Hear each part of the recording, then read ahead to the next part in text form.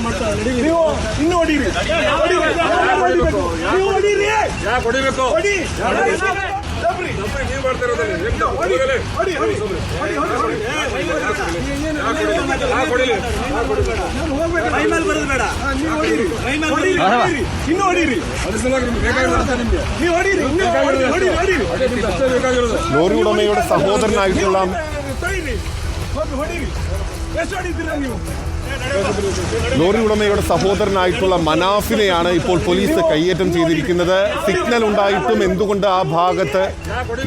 എന്തുകൊണ്ടാണ് സിഗ്നൽ ഉണ്ടായിട്ടും ആ ഭാഗത്ത് തിരച്ചിൽ നടത്തിയില്ല എന്ന് ചോദ്യം ചെയ്തതിനാണ് കർണാടക പോലീസ് ഉദ്യോഗസ്ഥൻ, വളരെ വ്യക്തമാണ് ദൃശ്യങ്ങളിലൂടെ കർണാടക പോലീസ് ഉദ്യോഗസ്ഥൻ കയ്യേറ്റം ചെയ്യുന്നത്, അവിടെ നിന്ന് തള്ളി മാറ്റുന്നത്, മർദ്ദിക്കാൻ ശ്രമിക്കുന്ന ദൃശ്യങ്ങളാണ് പ്രേക്ഷകർ റിപ്പോർട്ടറിലൂടെ കണ്ടുകൊണ്ടിരിക്കുന്നത്.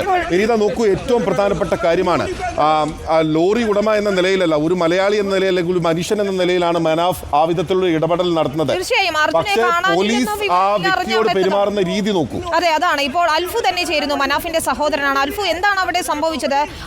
ഇത്രയധികം സിഗ്നലുകൾ, വിവരങ്ങൾ ഉണ്ടായിട്ടും ആ ഭാഗത്ത് എന്താണ് തെരച്ചിൽ നടത്താത്തതെന്ന് മനാഫ് ചോദ്യം ചെയ്തതിനാണ് ഇത്തരത്തിൽ മർദ്ദനമേറ്റത് എന്നാണ് മനസ്സിലാക്കാൻ കഴിയുന്നത്. നമുക്കറിയാം, കോഴിക്കോട് നിന്ന് അദ്ദേഹവും സഹോദരങ്ങളും അവിടെ എത്തിയപ്പോൾ ലോറി ഉടമ എന്ന രീതിയിൽ അല്ല അദ്ദേഹം അവിടെ ചെല്ലുന്നത്.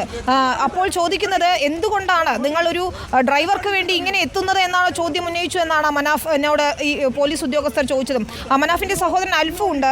അൽഫു, എന്താണ് അവിടെ സംഭവിച്ചത്? ഈ ഉദ്യോഗസ്ഥർ കയ്യേറ്റം ചെയ്യുന്നത് നമുക്ക് ദൃശ്യങ്ങളിൽ കാണാൻ സാധിക്കും. അൽഫുവിലേക്ക് നമ്മൾ കണക്ട് ചെയ്യാൻ ശ്രമിക്കുന്നുണ്ട്. അവിടെ റേഞ്ചിന്റെ പ്രശ്നമുണ്ട്. പക്ഷേ രൂക്ഷമായൊരു പ്രശ്നം തന്നെയാണ്. സംസ്ഥാന സർക്കാർ അധികാരികൾ ഇത് കാണണം. കാരണം അവിടെ നിസ്സഹായരായി നിൽക്കുന്ന മനുഷ്യരെ അവിടുത്തെ ഉദ്യോഗസ്ഥർ, പോലീസുകാർ കയ്യേറ്റം ചെയ്യുകയാണ് ചെയ്യുന്നത്. നിങ്ങൾ ഇനിയും ഉണർന്ന് പ്രവർത്തിച്ചില്ലെങ്കിൽ അവിടെ നിൽക്കുന്ന മറ്റുള്ളവരെ എന്ത് ചെയ്യുമെന്ന് അറിയില്ല. ഈ രക്ഷാപ്രവർത്തനവും മന്ദഗതിയിലാണ്. അത് ചോദ്യം ചെയ്യാൻ പോലും പറ്റാത്ത സാഹചര്യമാണുള്ളത്. ഏറ്റവും പ്രധാനപ്പെട്ട കാര്യമാണ് വിനീത, രക്ഷാപ്രവർത്തനം മന്ദഗതിയിലാണ്. ഒപ്പം തന്നെ അത് ചോദ്യം ചെയ്യുന്ന ആളുകളെ മർദ്ദിക്കുകയാണ്.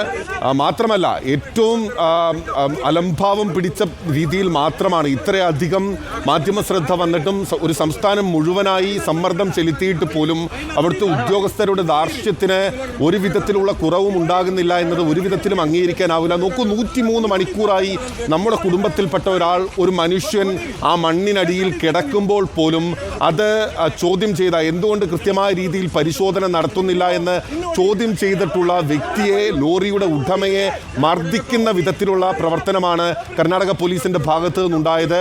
അടിയന്തരമായി ശ്രദ്ധ പതിപ്പിക്കേണ്ട ഒരു വിഷയമാണ്.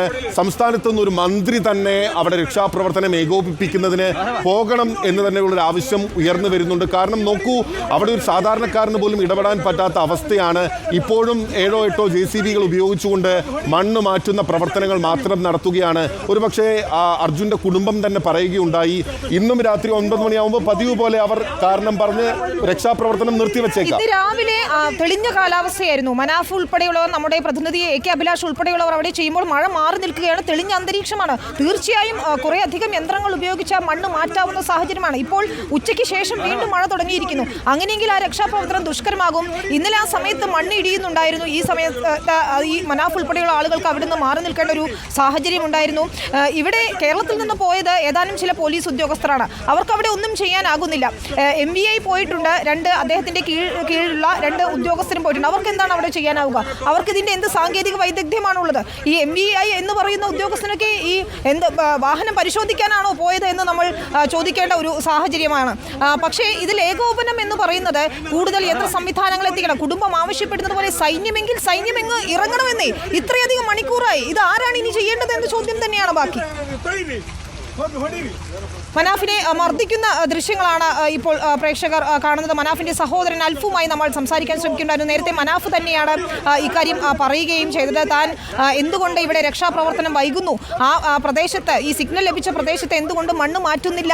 വളരെ പ്രധാനപ്പെട്ട ഒരു അപ്ഡേറ്റ് ഉണ്ട്. അവിടുത്തെ കളക്ടർ ലക്ഷ്മി പ്രിയ 103 മണിക്കൂർ ഒരു മനുഷ്യൻ മണ്ണിനടിയിൽ കിടന്നിട്ട് ഇപ്പോഴാണ് അവിടെ കോസ്റ്റ് ഗാർഡിന് കത്തയക്കുന്നത്. അതും കത്തയക്കുകയാണ്, ആവശ്യപ്പെടുന്നത് ഇപ്പോൾ തെരച്ചിൽ നടത്തണമെന്ന്. 103 മണിക്കൂർ എടുത്തു അവിടുത്തെ ജില്ലാ ഭരണകൂടത്തിന് ഇടപെടാൻ വേണ്ടിയിട്ടുള്ളൂ എന്നുള്ള വളരെ കൃത്യമായ അലംഭാവം, അനാസ്ഥ അവിടെ ഉണ്ടായിട്ടുണ്ട്. ഇന്ന് രാവിലെയാണ്